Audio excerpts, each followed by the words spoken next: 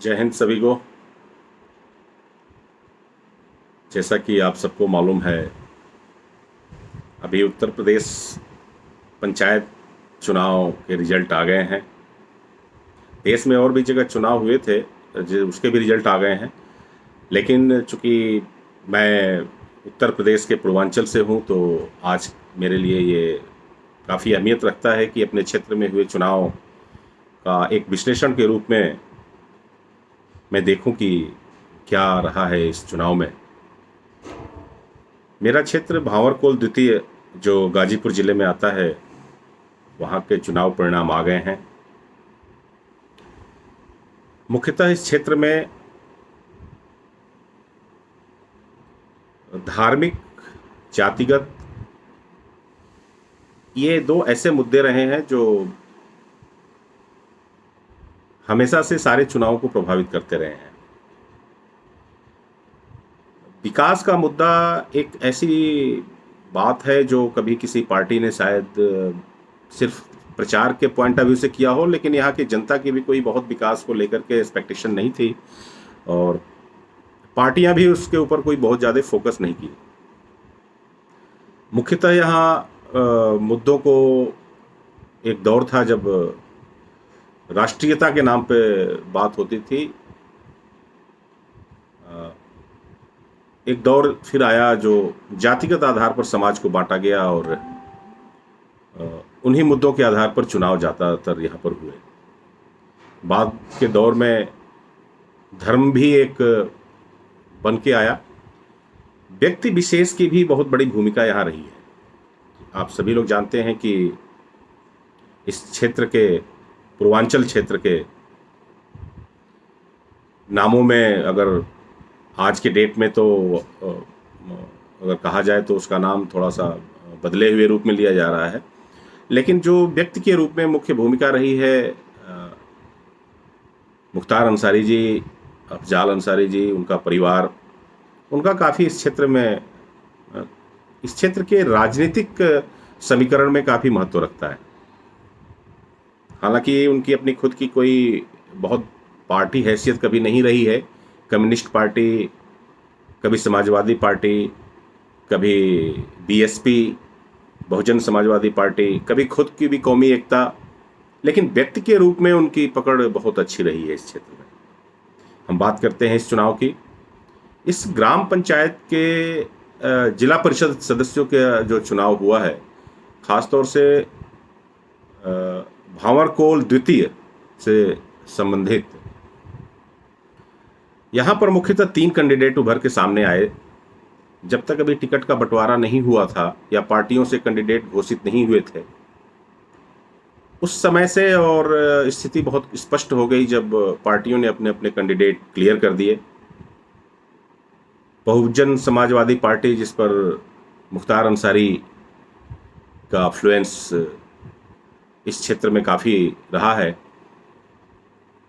वहाँ से कैंडिडेट घोषित हुए लोचाइन ग्राम के श्रीमती लालमणि राय, जो पत्नी है श्री रमेश राय जी की। ये बहुजन समाजवादी पार्टी से इनको चुना गया। समाजवादी पार्टी से श्रीमती गिरीश राय, जो जिनके पति हैं श्री दुर्गा प्रसाद राय, और बीजेपी से नया नाम आया इस क्षेत्र में, श्रीमती प्रिया राय, जो श्री अमित राय जिनके पति हैं। ये गांव माचा के निवासी हैं, और इलाहाबाद में इनका निवास स्थान है। तो ये 3 कैंडिडेट इस बार के चुनाव में मैदान में आए थे। कैंडिडेट को थोड़ा सा यहाँ समझ लेना जरूरी है कि भारतीय जनता पार्टी का जो मौजूदा सरकार है प्रदेश में, और भारतीय जनता पार्टी को पसंद करने वाले भी इस क्षेत्र में बहुतायत में हैं, और ऐसा उम्मीद किया जा रहा था कि भारतीय जनता पार्टी से जो कैंडिडेट आएंगे उनको विजय मिलेगी। और बहुत से लोगों के जनमानस में ये भी बात थी कि नहीं, ये बिल्कुल ऐसा ही होगा। लेकिन जैसा मैं बताया, यहाँ जातीय समीकरण भी एक बहुत बड़ा मुद्दा है। और जो जिनका मैं बार बार नाम ले रहा हूँ, मुख्तार अंसारी जी का इस सामाजिक परिवेश में बड़ा गहन पैठ है, जो बहुजन समाजवादी पार्टी के इस समय पैरोकार माने जाते हैं। अब किस पार्टी में हैं ये तो आने वाले चुनाव में ही स्पष्ट होगा, क्योंकि पार्टी बदलने का इनका तजुर्बा बड़ा अच्छा रहा है। ये मौके के हिसाब से पार्टियां बदल लेते हैं। तो कुछ इस तरह का समीकरण यहाँ रहा है। तो बहुजन समाजवादी पार्टी से माननीय रमेश राय जी की धर्मपत्नी जी मैदान में आई। उनका भी अपना अच्छा सामाजिक दबदबा है। खास तौर से जो कैंडिडेट जो विजयी हुए हैं यहाँ से 1390 वोटों से, जिनको एक बहुत बड़ी विजय मिली है, श्री दुर्गा प्रसाद राय की पत्नी श्रीमती गिरीश राय। मुझे कुछ लोगों से बात करके ऐसा लगा कि शायद ये एक स्ट्रांग कैंडिडेट पहले से ही थे। लेकिन आप सभी जानते हैं कि पार्टियों से टिकट कैसे मिलते हैं, खासतौर से ऐसी पार्टी जो सत्ता में हो। तो वो तो ISPCS की नौकरी हो जाती है कि वहाँ से अगर टिकट मिल गया तो हम तो भाई सेलेक्ट हो गए। लेकिन ये चुनाव में एक टाइम था जब पार्टी के नाम पर टिकट मिल गया और पार्टी के नाम पर वोट पड़ जाया करते थे। और ख़ास तौर से पूर्वांचल में तो व्यक्ति विशेष हमेशा रहा है। यहाँ दुर्गा प्रसाद राय जी का जो पहले का रिकॉर्ड है वो एक ऐसा रिकॉर्ड था कि जिसमें उनकी सामाजिक पकड़ बहुत मजबूत थी। वो समाज के हर वर्ग के लोगों के साथ, ख़ास तौर से गरीब तबके के साथ, हर जाति वर्ग के साथ, मतलब ये बात बिल्कुल सत्य है कि इस क्षेत्र में जाति का समीकरण बहुत तगड़ा रहा है। लेकिन ये एक ऐसे कैंडिडेट थे जिनका जातिगत आधार पर कोई किसी से मिलना जुलना या किसी के सहयोग करना या किसी से सहयोग लेना, ये कभी इनका अपना पर्सनल मुद्दा नहीं रहा है। ठीक है, जो सहयोग करने वाले नेचर का व्यक्ति होता है वो ज़्यादातर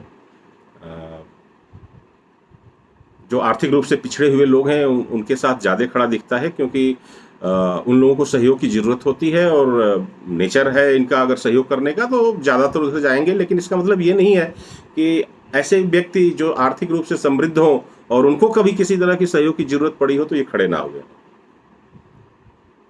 किसी भी टिकट बंटवारे की जो परिभाषा है पार्टियों में, ख़ासतौर से जो सत्ता में आ जाती है, पार्टियों में सभी पार्टियों का ये हाल होता है। तो वहाँ पर टिकट बंटवारे का क्राइटेरिया कुछ अलग हो जाता है। वो कहीं ना कहीं इस बात के गुरूर में पार्टियां आ जाती हैं कि हम तो ये हम तो जो है वो कभी कभी पार्टियों को नुकसान दे जाता है।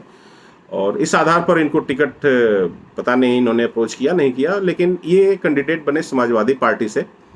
और समाजवादी पार्टी और इनका जो अपना खुद का जो समाज में एक रुतबा है, एक जो हर वर्ग के लोगों के साथ खड़ा होने का रुतबा है, शायद उसी की वजह से, क्योंकि बड़ी स्पष्ट बात है कि जब सत्ताधारी पार्टी का कोई कैंडिडेट होता है तो उसके चुनाव प्रचार करने का तौर तरीका बड़ा अजीब होता है।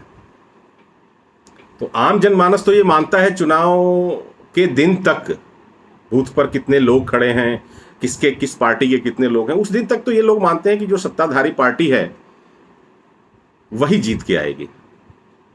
लेकिन ये तो चुनाव है, बंद कमरे में जहाँ कोई नहीं देखता कि हम किसको वोटिंग कर रहे हैं, उसका जब पिटारा खुलता है तो वही सदस्य सामने आता है जो वाकई किसी के दिल में अपनी जगह बना लिया।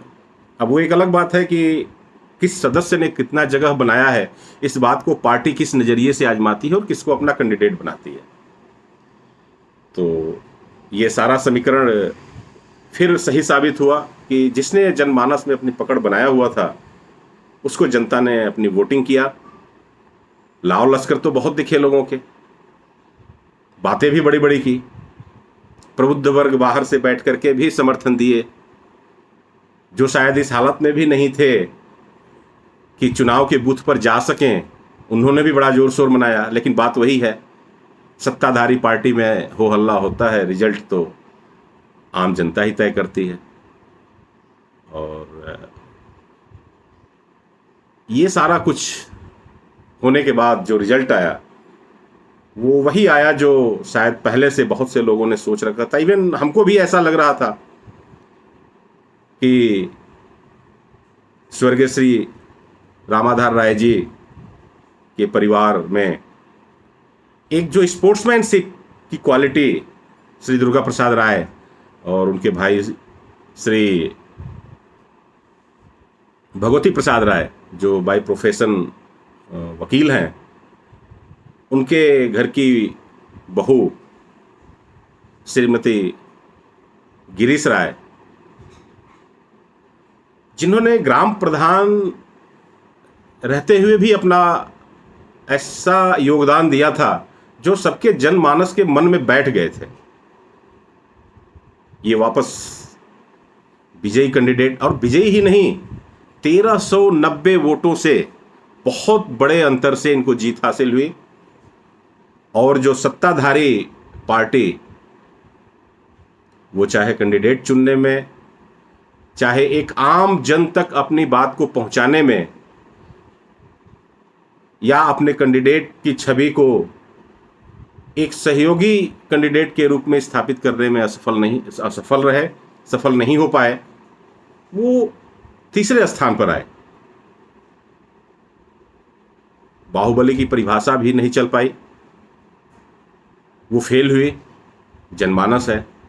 दूसरे स्थान पर आए श्री रमेश राय जी की धर्मपत्नी, और 1390 वोटों के भारी अंतर से समाजवादी पार्टी से टिकट प्राप्त किए हुए श्रीमती गिरीश राय जी, जो श्री दुर्गा प्रसाद राय जी की धर्मपत्नी हैं, उन्होंने विजय प्राप्त किया। तो ये राजनीतिक समीकरण कब कहां किस रूप में बैठ जाए, लोग कहते तो है कि नहीं पता चलता, लेकिन एक बात स्पष्ट है कि चुनाव में पार्टी की नीतियां और बहुत हद तक आज के समय में कैंडिडेट, उसकी क्या पकड़ है, ये कोई जरूरी नहीं है कि बहुत वो पैसे वाला व्यक्ति होगा वही अपनी पकड़ बना सकता है। जो दिल से निकली हुई एक आवाज़ होती है, लोगों के लिए जो समर्पित होते हैं, वो हमेशा जो आम जनता के बीच में उठते बैठते हैं, उनको कभी जनता इग्नोर नहीं कर पाती है। बहुत से ऐसे लोग से मेरी बात हुई जिनका बहुत पहले तक शायद रुझान इनके तरफ नहीं था, लेकिन एक समय ऐसा आया जब सबको एनालाइज किए तो उन्होंने कहा कि कुछ भी हो, चाहे इनकी जो भी बातें हो, लेकिन भाई बुरे समय में तो यही काम आते हैं। कभी अगर कोई फंस गया रात के अंधेरे में भी, रात के 12 बजे भी अगर किसी ने याद किया, तो दौड़ के अगर कोई व्यक्ति आता है तो पहला यही दुर्गा प्रसाद राय होते हैं। और शायद इन्हीं कर्मों की वजह से आज जनता ने अपने सिर माथे पर इनको बैठाया। यही प्रजातांत्रिक व्यवस्था की खूबसूरती है। और वापस गाजीपुर में भांवरकोल द्वितीय से जिला पंचायत के रूप में श्रीमती गिरीश राय जी का भारी मतों से चुना जाना, ये प्रजातांत्रिक व्यवस्था को सुदृढ़ करता है। कुछ नीतिगत कारणों से भाजपा अपने आप को पीछे रख पाई है, हालांकि ये विषय के बाहर की बात है। फिर भी मैं यहां जरूर कहना चाहूंगा कि माननीय मनोज सिन्हा जी जब गाजीपुर में आए तो केंद्र ने बड़ा खुल के हाथ फैलाया गाजीपुर के लिए, और चाहे जिस जातीय समीकरण की वजह से अगले चुनाव में उनको असफलता हाथ लगी, हालांकि वोट प्रतिशत उनका पिछले जब जीत के आए थे मनोज सिन्हा जी उससे ज्यादा था, फिर भी केंद्र सरकार ने गाजीपुर को इग्नोर कर दिया। मुझे ये नहीं समझ में आया कि वो जनता जिन्होंने उनको वोट दिया था उसका क्या कसूर था। भगवान देवी देवताओं के नाम पर अक्सर बात करने वाली भारतीय जनता पार्टी नवरात्रों में शुरू की थी गाजीपुर से कटरा के लिए एक स्पेशल ट्रेन। पूरे देश के लिए इन्होंने स्पेशल ट्रेनें चालू कर दी, लेकिन उन्होंने उसको जो बंद किया वो ट्रेन दोबारा चालू नहीं हो पाई। आज वो सारी जनता पूछती है, भाई हमारा क्या कसूर था, हम भी तो उस ट्रेन से चला करते थे, वो ट्रेन क्यों आज तक नहीं चली। तो ये छोटे छोटे ऐसे मुद्दे हैं जो आम पब्लिक सोचती है उसके ऊपर, और शायद ये इसका परिणाम रहा हो। आपका बहुत बहुत धन्यवाद। जय हिंद।